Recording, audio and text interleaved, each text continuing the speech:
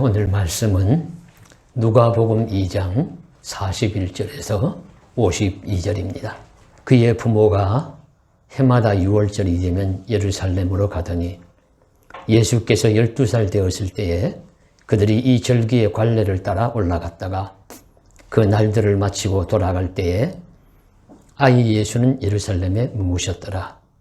그 부모는 이를 알지 못하고 동행 중에 있는 줄로 생각하고 하룻길을 간 후 친족과 아는 자 중에서 찾되 만나지 못하매 찾으면서 예루살렘에 돌아갔더니 사흘 후에 성전에서 만난즉 그가 선생들 중에 앉으사 그들에게 듣기도 하시며 묻기도 하시니 듣는 자가 다 그 지혜와 대답을 놀랍게 여기더라. 그의 부모가 보고 놀라며 그의 어머니는 이르되 아이야 어찌하여 우리에게 이렇게 하였느냐. 보라 네 아버지와 내가 근심하여 너를 찾았노라. 예수께서 이르시되 어찌하여 나를 찾으셨나이까. 내가 내 아버지 집에 있어야 될 줄을 알지 못하셨나이까 하시니 그 부모가 그가 하신 말씀을 깨닫지 못하더라. 예수께서 함께 내려가사 나사렛에 이르러 순종하여 받드시더라. 그 어머니는 이 모든 말을 마음에 두니라. 예수는 지혜와 키가 자라가며 하나님과 사람에게 더욱 사랑스러워 가시더라. 아멘. 한 미국 이민교회 목사님의 설교를 들어보니까 그분이 목회하는 교회의 성도님들에게 이렇게 말씀을 하십니다. 여러분, 저와 여러분이 이 먼 미국까지 왜 오셨습니까? 우리가 다 자녀 교육 때문에 오지 않았습니까? 나는 희생하더라도 우리 아이들은 더 잘 길러야지, 더 잘 되게 해야지, 그런 마음으로 오지 않았습니까? 이렇게 말씀하는 것을 들었어요. 들으면서 이민의 이유가 여러 가지가 있겠지만 그 중에 가장 중요한 이유 중에 하나가 자녀 교육이구나 하는 것을 새삼 알게 되었습니다. 자녀를 사랑하고 잘 양육하고 싶어 하는 것은 사람이면 누구나 가지는 마음입니다. 그러나 그 중에서도 특히 우리 한국인의 자식 사랑은 세계 어디에서도 뒤지지 않을 것입니다. 자녀를 위해서라면 고향을 떠나 천리만길 마다하지 않고 가는 것이 한국인의 부모들 아닙니까? 그런데 그 사랑과 그 내용과 방향이 어떠해야 하는지, 부모는 아이가 어떻게 자라는 것이 가장 좋은지, 이런 부분은 좀 더 우리가 점검해야 될 사항이고, 또 우리는 신앙인으로서 그리스도인의 자녀가 어떻게 자라는 것이 합당한가 하는 것은 늘 신앙적으로 고심하지 않을 수가 없습니다. 이 부분을 깨닫기 위해서 성서를 살펴볼 때 요셉의 이야기나 사무엘의 이야기나 청소년기의 우리 다니엘의 이야기 등이 좋은 교훈이 되겠지만 그 중에서도 가장 중요한 우리 예수님의 이야기를 빼놓을 수가 없습니다. 가장 근본적인 중요한 이야기가 예수님의 이야기입니다. 그런데 예수님의 어린 시절에 대한 이야기는 성서에 잘 나오지 않습니다. 예수님의 탄생 사화가 몇 개나 오고 난 다음에 바로 공생의 30세 정도 되었을 때 일을 시작하신 것이 나오는데 단 한 개, 그 중에 단 하나가 나옵니다. 그것이 오늘 읽은 말씀입니다. 예수님도 이 세상에 태어나셔서 잠자고 밥 먹고 사람들과 어울려 살았을 것이니까 30여 년의 세월 동안 수많은 일하들이 있을 터인데 다 성서는 생략하고 오늘 읽은 오직 한 가지 말씀을 이야기하시니까 이 말씀에 중요한 의미가 있을 것이 틀림이 없습니다. 그리고 어린 시절을 다 포괄할 수 있는 내용이 이 말씀 속에 들어있다는 이야기입니다. 그래서 오늘 어린 시절을 요약하고 있는 말씀이 소위 총평과 같은 말씀이 누가복음 2장 40절과 52절의 말씀입니다. 40절과 52절의 말씀은 아기가 자라며 강하여지고 지혜가 충족하며 하나님과 사람 앞에 사랑받고 하나님의 은혜가 충만하더라 하는 말씀입니다. 그러니까 어린 시절을 총평하는 말씀이에요. 이 총평하는 말씀을 40절과 52절에 두고서는 그 중간에 이 예수님의 어린 시절 사건 하나를 중간에 넣습니다. 그러니까 이 총평에 대한 말씀에 대한 예화와 같고 증거와 같은 말씀입니다. 이 한 말씀으로 예수님의 어린 시절을 다 얘기할 수 있다.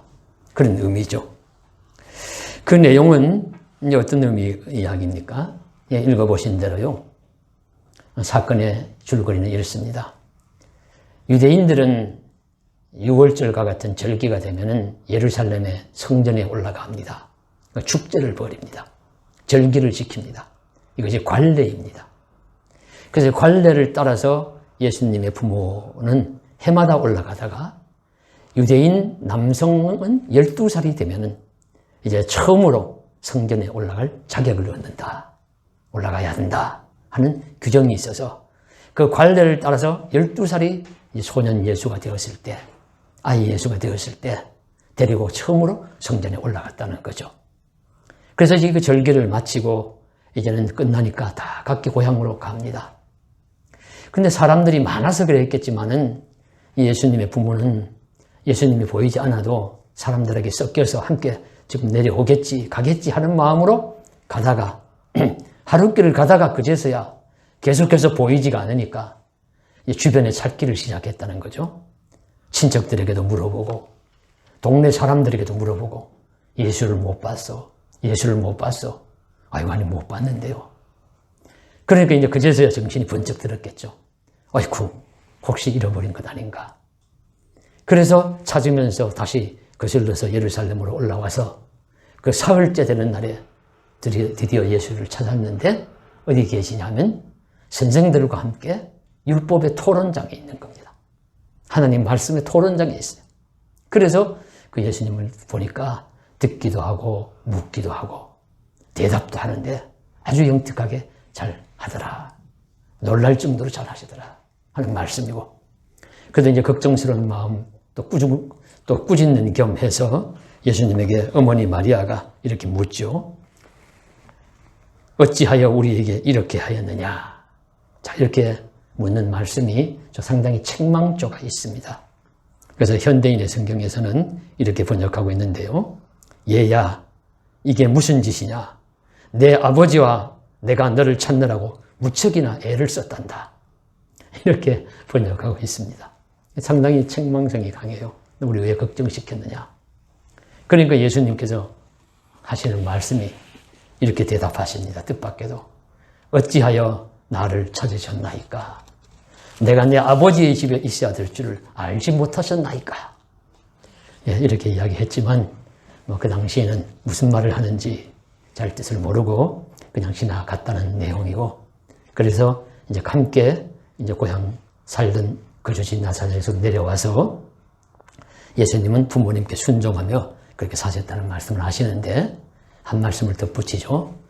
이 모든 말씀을 어머니 마리아는 어머니는 이 모든 말을 마음에 두니라. 이 표현이 이 마리아를 통해서 이 사건이 전해졌다는 것을 암시하고 있습니다. 그러니까 마리아를 통해 가지고 이 이야기가 예수님 자신이 하셨겠어요? 그러니까 마리아가 예수님 어린 시절에 이런 일이 있었다 하는 것을 마리아를 통해서 전해졌고 성경에 기록이 되었습니다. 저는 이 말씀을, 이 내용을 통해서 아이일 때 예수님이 비범하셨다. 아이 예수의 비범함이라는 제목으로 세 가지를 말씀을 요약해 보았습니다. 첫째로 예수님은 어린 시절부터 이미 하나님의 말씀에 대한 비범함을 보여주셨습니다. 부모가 예수를 길에서 찾지 못하고 다시 예루살렘에 올라갔을 때 성서 모임, 율법 토론장에 있었습니다. 그러니까 그 절기가 끝나면은 율법 학자들이나 율법에 관심 있는 사람들이 가지 않고 모여가지고 율법을 토론하는 일이 있었다고 해요. 그 자리에 이제 예수께서 계셨던 겁니다. 부모도 떠나가고 고향 사람 친척들이나 고향 동네 사람들 다 갔는데 예수님은 그 자리에 있었다는 것은 말씀에 몰입했다. 토론에 몰입, 집중을 했다 하는 것입니다. 우리가 어떤 일을 잘 하려면 몰입하고 집중력이 강해야 합니다.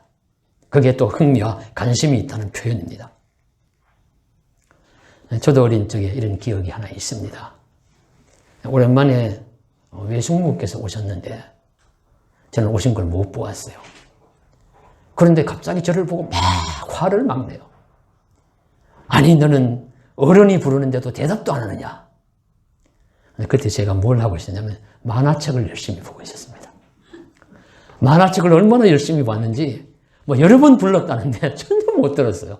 전혀 못 들으니까 뭐 갑자기 정신을 차려 들어보니까 그냥 얼굴이 불그락 하시면서 오랜만에 와서 반갑다고 부르는데 어른이 불러도 대답도 안 하느냐 하면서 막 나무라는 거예요. 예, 만화책이 아니고 공부를 좀 더 이렇게 집중해서 열심히 하고 성서를 더 열심히 이렇게 집중해서 보았으면 얼마나 더 좋았겠습니까? 아무튼 집중력이 있다는 건 그것에 관심이 있고 그걸 잘 할 수 있다는 의미죠. 예수님께서도 얼마나 성서 토론 말씀에 집중을 하셨으면은 부모 형제 다 뭐 떠나가고 친척들 다 갔는데도 불구하고 그 자리에 남아 있었습니다. 시간 가는 줄 모르고 몰입해 있었습니다.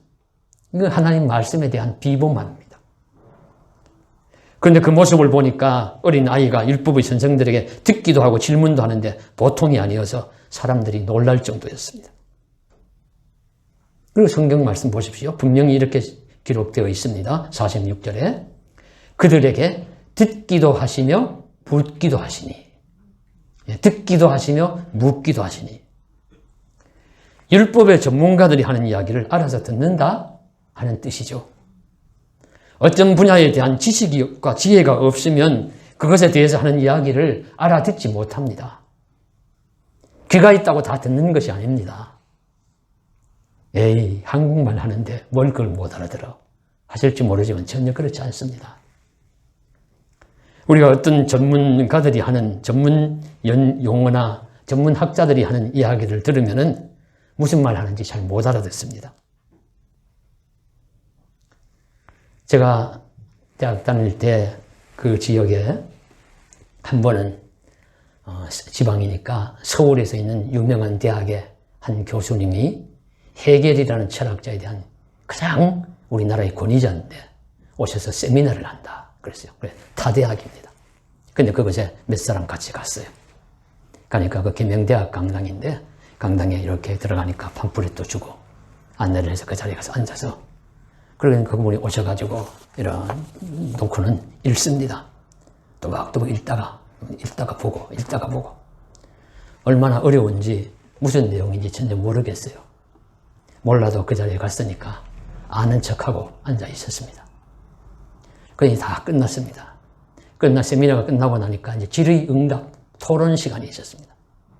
그래서 그 토론을 사회를 보는 분도 유명한 그 대학의 교수신데 강영한 교수님이라고 나중에 보니까 이 서강대학으로 오셔서 교수 생활을 하시더라고요. 몇 번 신문이나 뭐 이런데 방송에 보니까 참 유명한 교수시니까 사회를 볼 수 있는 겁니다.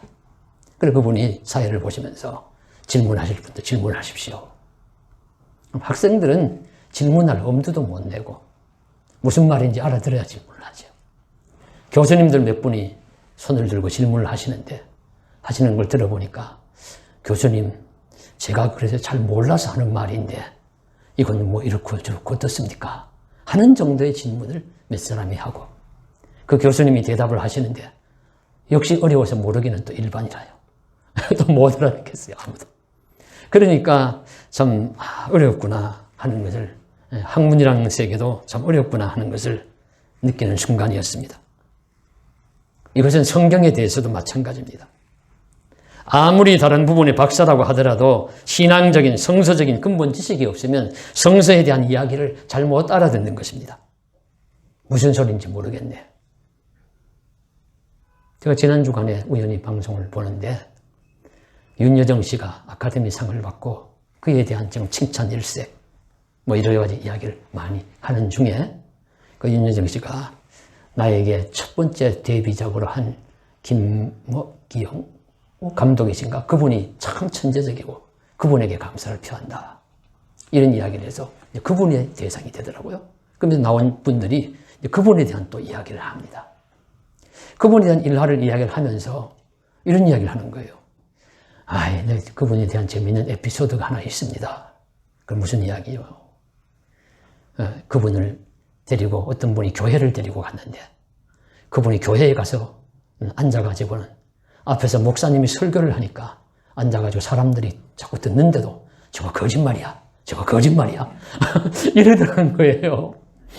그래서 참 굉장히 무안했다는 이야기를 하는데 아무리 천재적인 감독이라도 성서에 대해서 잘 모르면은 거짓말처럼 들리고 하는 겁니다. 그런데 예수님께서 이 말씀을 알아들었다는 이야기는 율법의 선생들만큼 그 율법에 대한 지식이 그만큼 올라서 있었다는 말씀이죠. 그래서 듣기도 하시며 또 묻기도 하시며 질문도 알아야 질문합니다. 어느 정도 수준이 알아야 질문을 하지. 그렇지 않으면 질문도 못해요. 그러니 그것을 질문할 만하고 또 자신에게 질문하는 질문을 잘 대답하고 그러니 이미 예수님은 어린 12살의 시절임에도 불구하고 구약 성서, 그 당시의 성서인 구약 성서에 대한 말씀에 수준에 오르고 율법의 선생들 못지않은 지식을 가지고 있었다. 말씀에 대해서 해박하셨다. 비범하셨다 하는 것을 증거하시는 말씀입니다. 이 말씀이. 어린 예수시지만은 이미 하나님의 말씀에 대한 비범함을 가졌다는 이야기죠. 그래서 오늘날 우리들도 어린 시절부터 성서를 열심히 읽고 성서 말씀에 대한 비범함한 사람이 되라는 말씀입니다. 우리 교회가 속한 교단의 경기노회에서 몇 년 전에 우리 교회학교 경시대회가 있었어요. 어린이주일 근처였는 것 같습니다. 갔는데 저희를 이제 지도 목사로 이름을 올려놔서 심사를 하는 곳이요. 그래서 갔습니다. 성경 암송하는 암송대회 심사위원이 됐어요. 심사위원을 하는데 심사위원도 많지 않습니다. 두 사람인가 저 혼자였던가 아마 그랬던 것 같습니다. 근데 학생들은 다 외워가지고 준비해가지고 와서 앞에 막 암송을 막 1학년부터 6학년까지 줄줄줄줄줄 합니다. 처음에 가볍게 생각하고 갔습니다. 어린 아이들이 하는 것. 그렇게 갔는데 그 어린 아이들이 암송하는 것에 대해서 토시 하나라도 틀린 것을 체크해가지고 점수를 100점에서부터 1점씩 내려가는 거예요. 그렇게 심사를 해야 되는 겁니다. 그런데 그 자리에 아이들은 준비해가지고 와서 각 교회에서 열심히 준비해서 막 줄줄줄 차례대로 와서 계속 하지요. 부모님들 자기 아이들이 잘하는 거 와서 보고 있지요. 선생님들 관심 가지고 심사 제대로 하는 거 보고 있지요. 제가 아주 진땀을 뺐습니다. 지금 눈이 그냥 아플 정도로 보면서 체크하고 점수 매기고. 어차피 등수를 내야 되는 거니까. 잘하는 일이라고 보여집니다. 어린 시절부터 말씀에 대한 열심히 암송과 또 묵상과 공부를 하게 하고 그래서 주에 대한 말씀을 잘 알아야 하는 것 아니겠습니까? 기독교 신앙생활이라는 것이 무엇입니까? 예수께서 가르치신 것이 무엇인지 알아야 하고 그 알고 배운 것을 살아내는 데 있는 것이 아니겠습니까? 그래서 바울이 젊은 디모데에게 너는 배우고 확신하는 일에 거하라고 권고합니다. 히브리서 4장 12절에는 하나님의 말씀은 살아있고 활력이 있어 좌우의 날선 어떤 검보다도 예리하여 혼과 영과 및 관절과 골수를 찔러 쪼개기까지 하며 또 마음의 생각과 뜻을 판단하나니 지닌 것이 하나도 그가 앞에 나타나지 않음이 없고 우리의 결산을 받으실 이의 눈앞에 만물이 벌거벗은 듯 것 같이 드러나느니라 말씀의 능력을 강조하십니다. 우리는 이러한 살아있고 생명력 있는 말씀에 대한 지식이 세상의 어떤 지식보다 고상한 줄 알고 귀한 줄 알아야 합니다. 성서 말씀은 영적 생명과 직결되며 하나님을 아는 지식이 너무도 귀하기 때문입니다. 그러므로 어른이든지 어린이든지 말씀에 대한 깊은 지식과 깨달음이 있어야 할 것입니다. 그러면 우리 성도가 갖춰야 할 소중한 덕목 중에 하나는 말씀에 대한 이해, 말씀을 더 가까이 하고 또 우리 비스만 교회 출신의 어린이들이나 청년들도 예수님처럼 하나님 말씀에 대한 비범함을 갖출 수 있기를 주님의 이름으로 간절히 축원합니다. 둘째는 아이 예수님은 자기 이해에 대해서도 비범하셨어요. 예수님을 찾자 부모가 물었다고 했잖아요. 아이야, 아들아, 왜 이렇게 했느냐? 그 예수님이 대답하십니다. 나를 왜 찾으셨습니까? 내가 내 아버지 집에 있어야 될 줄 모르셨습니까? 이 말 뜻은 두 가지를 지금 의미합니다. 하나는 예수님이 성전에 계시는 것을 즐거워했다는 겁니다. 하나님의 집에 있는 것을 내 아버지 집이라고 여기고 매우 즐거워했다 하는 의미입니다. 성전은 하나님의 집이고 어린 예수는 그 집에 거하는 것을 좋아하는 것입니다. 이것도 우리가 배워야 합니다. 성전에 연관된 것이 오늘날 교회죠. 교회에 있는 것을 즐거워해야 합니다.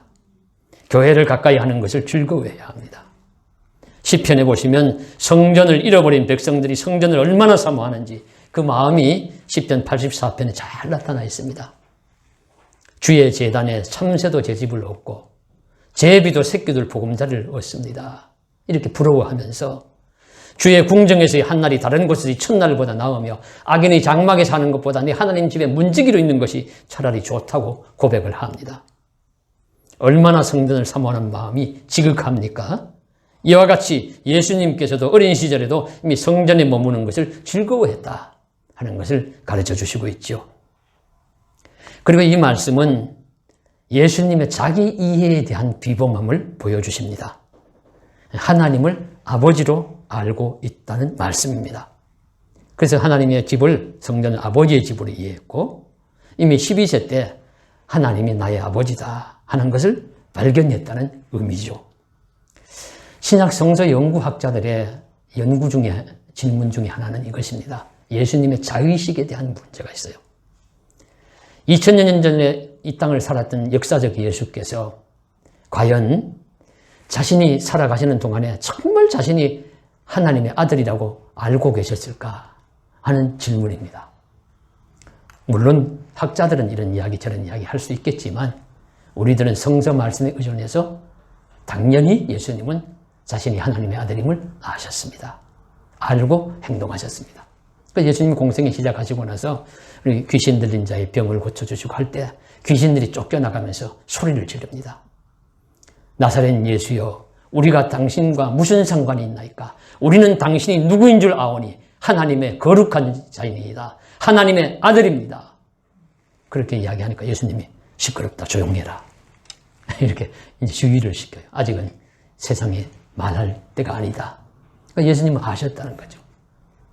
그래서 가이사랴 빌립보 지방에서 제자들에게 내가 누구냐 물었을 때 베드로가 주는 그리스도시요 살아계신 하나님의 아들이십니다 말씀하셨을 때 예수님이 아낌없이 칭찬하시잖아요. 바요나 시몬아 내가 복이 있도다. 이를 알게 한 이는 혈육이 아니요 하늘에 계신 내 아버지시니라. 예, 옳게 대답했다는 뜻이죠. 그런데 그 사실에 대해서 우리가 확인할 수 있는 바는 이미 12살 때 성전에서 이렇게 말씀하심으로 자신이 하나님의 아들이었다는 것을 아셨다는 거예요. 예수님의 비범함입니다. 사람이 자기의 정체를 바로 안다는 것은 매우 중요하면서도 어려운 일입니다. 오죽하면 소크라테스의 내 자신을 알라가 천하의 명언이 되었겠습니까? 사람이 어린 시절부터 자신을 온전히 발견하고 자기 정체성을 알고 산다면 매우 비범한 사람에 틀림없습니다. 아마 저와 여러분께서는 혹시 이렇게 생각하시지 않는가요? 아직도 모르겠어. 나는 내가 누군지. 예. 그러나 하나님은 성경 말씀 읽고 신앙생활 하면서 우리들에게 자기 정체성을 알으라고 말씀하세요. 다른 거 다 몰라도 뭐 사람인 건 모르고 아버지, 어머니인 건 누가 모르는 사람이 있겠습니까? 그런 것 외에 온전한 자기 발견. 나는 성도입니다. 나는 하나님의 사람입니다. 이 세상 사람 누가 뭐라고 하더라도 나는 하나님께 가장 사랑받는 하나님의 자녀입니다. 이런 자의식, 분명한 정체성에 대해서 확신하실 수 있기를 주님의 이름으로 간절히 소망합니다. 세 번째로 예수님은 부모에게도 순종하시는데 비범했습니다. 매우 잘 순종하셨다는 뜻입니다. 어린 예수는 이제 부모와 함께 성전에서 나와서 나사렛으로 내려가셨습니다. 성경에 보시면 내려가셨다. 실제로 지도상에 보면 나사렛이 훨씬 위쪽에 있어요. 예루살렘 아래쪽에 있습니다. 그런데 항상 성전이 있고 하나님의 집이라고 하는 시온성 예루살렘은 올라가는 곳입니다. 여기서도 올라가고 여기서도 올라가고 어디서도 올라가는 것으로 표현이 되어 있어요. 그래서 성경에 보시면 예루살렘에서 내려가셨다. 이제 나사렛으로 가셔서 부모님과 함께 살아가는데 어떻게 살아가셨느냐 하면은 이렇게 살아가셨습니다. 함께 내려가사 나사렛에 이르러 순종하여 받드시더라. 순종하여 받드시더라. 이 표현이 매우 중요한 표현입니다. 왜냐하면은 예수님이 성전에서 한번 이런 어머니에게 왜 날 찾으셨습니까? 이런 말씀하셨지만은 그렇게 자의식을 가지고 있다고 해서 만일 계속해서 부모가 뭘 시키고 뭘 이렇게 이야기해도 오호 무슨 소리 하시오? 내가 누군 줄 아냐고. 난 하나님의 아들이야. 난 하나님의 자녀야. 이렇게 하면서 부모의 말에 대항하고 거절하고 했다면은 오늘날의 기독교는 없을 겁니다.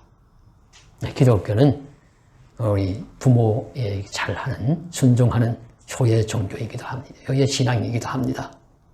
그래서 예수님은 부모를 잘 섬기며 순종했다는 말씀을 이 성경 말씀 속에서 지금 넣어놓은 것입니다. 어린 시절을 총평하면서 딱 넣어놓은 말씀입니다.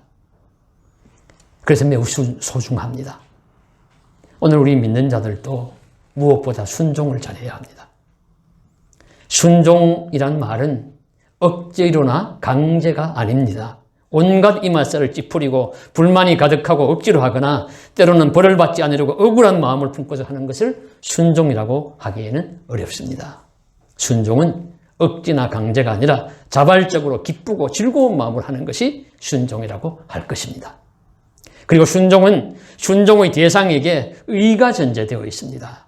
순종해야 할 대상이 옳고 선함이 전제되어 있다고 할 것입니다.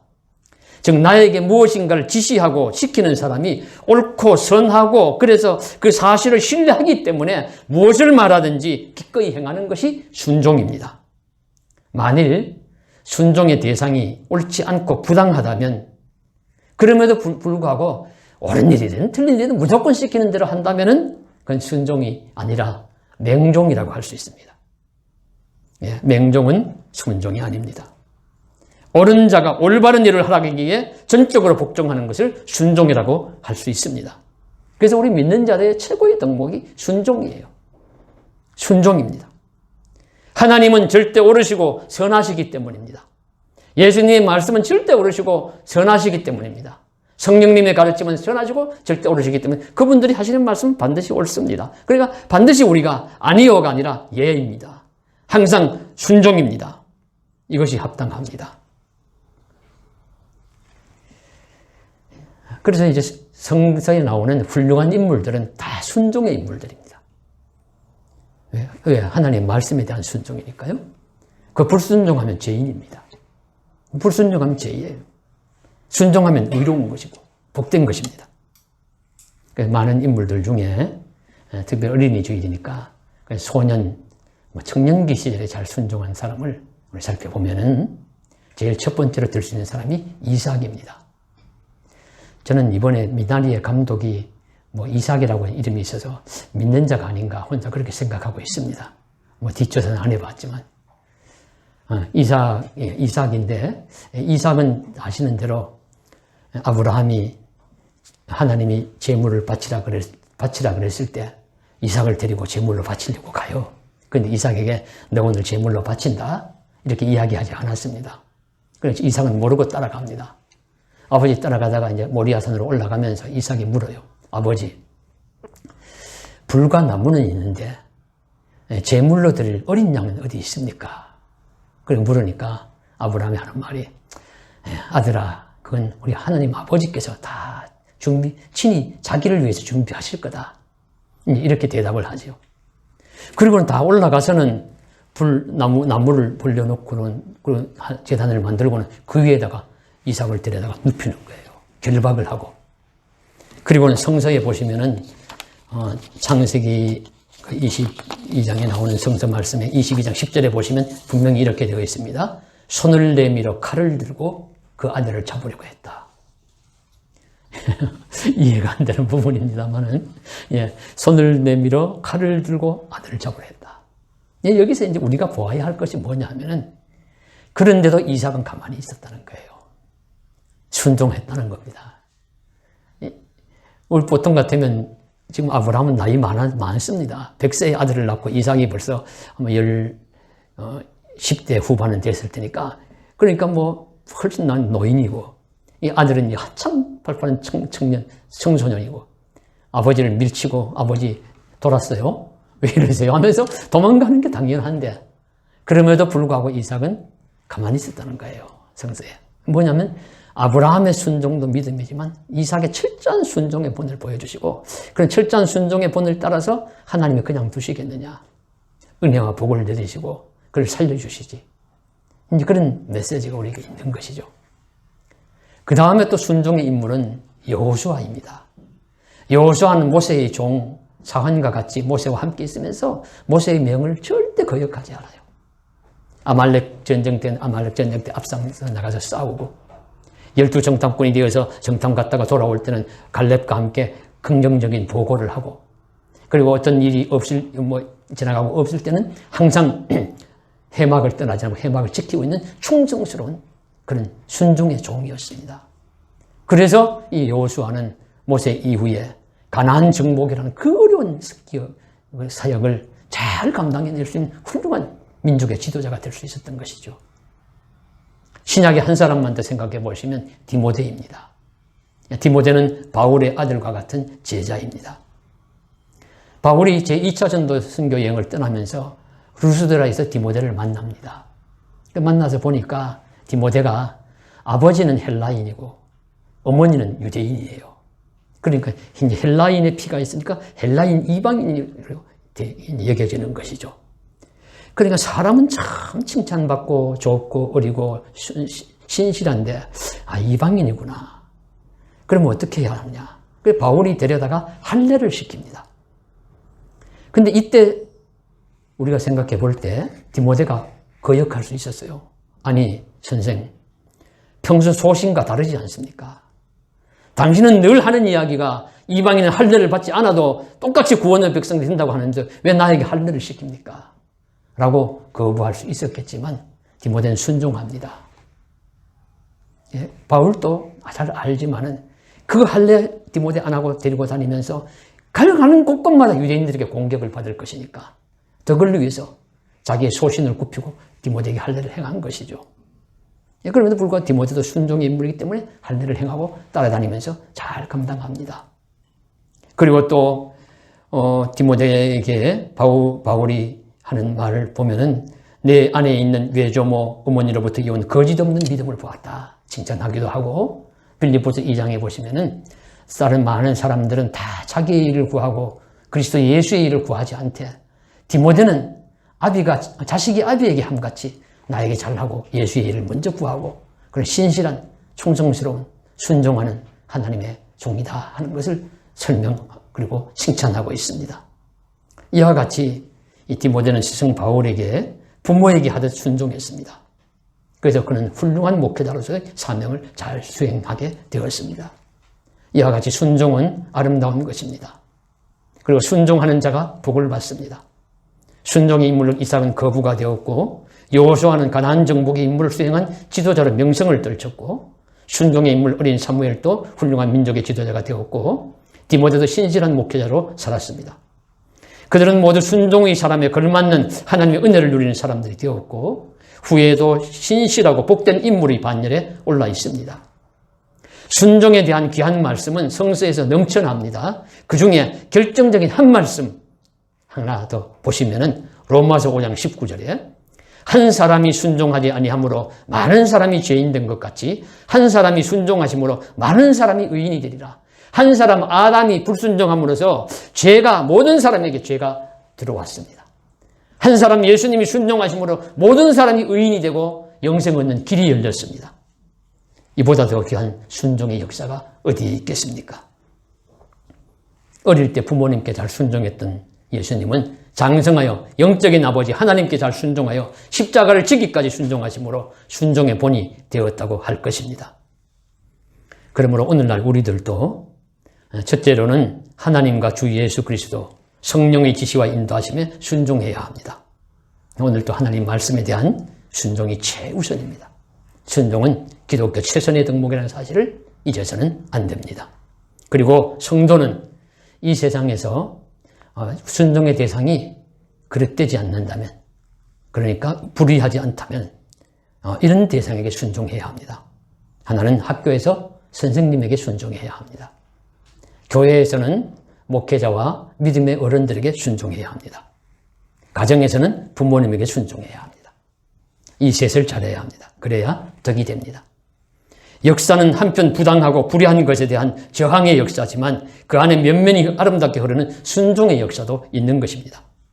우리는 성서 말씀에 의지하여 순종의 가치를 크게 봅니다. 말씀을 맺겠습니다. 이처럼 비범한 예수님은 어린 시절에 나이가 들면서 육신이 자라고 강건하여지고 지혜가 충족하며 하나님과 사람들에게 사랑받고 하나님의 은혜가 그 위에 넘쳤습니다. 그 증거로서 예수님은 하나님의 말씀에 우리 신실하고 말씀에 대한 비범함을 보이셨고 자기 이해에 대한 자기 확신, 이해에 대한 분명한 증거를 가지고 계셨으며 그리고 또 부모님에게 잘 순종하심으로 또 덕이 되셨습니다. 오늘 우리들도 하나님의 말씀과 또 우리 자신에 대한 신앙적인 이해와 그리고 우리가 순종해야 할 대상에게 잘 순종함으로써 믿음의 신실한 길을 잘 걸어갈 수 있기를 주의 이름으로 간절히 소망합니다. 기도드리겠습니다. 사랑하는 하나님 아버지, 어린 예수님에 대한 이야기를 우리가 그냥 지나쳤지만 그 내용과 뜻이 무엇인지를 생각해 보았습니다. 저도 말씀을 정해놓고 처음에는 막막했는데 이 말씀이 무슨 의미가 있는가, 무슨 큰 은혜가 될까 생각했는데 준비를 하는 과정 속에는 이런 깊은 좀 얕은 지식과 얕은 신앙이지만은 말씀을 생각하고 상고해 볼 때 이런 깊은 의미가 있다는 것도 깨닫게 하심을 감사드립니다. 하나님의 은혜 가운데 잘 깨달아 주의 말씀에 잘 순종하고 또 부모님이나 또 여러 어른들이나 또 귀하신 분들의 가르침에 잘 따르고 또 나에 대한 하나님의 가르치기 바로 정립하기를 원하는 정체성을 분명히 잘 가짐으로써 흔들리지 않는 믿음을 주시고 그렇게 해서 주어진 세월 동안에 이 믿음을 가지고 잘 살아갈 수 있도록 주님 도와주옵소서. 우리 모든 성도님들에게도 동일한 은혜를 베풀어 주시기를 간절히 기도하고 원합니다. 주 예수님 이름 받들어 간절히 기도드리옵나이다. 아멘.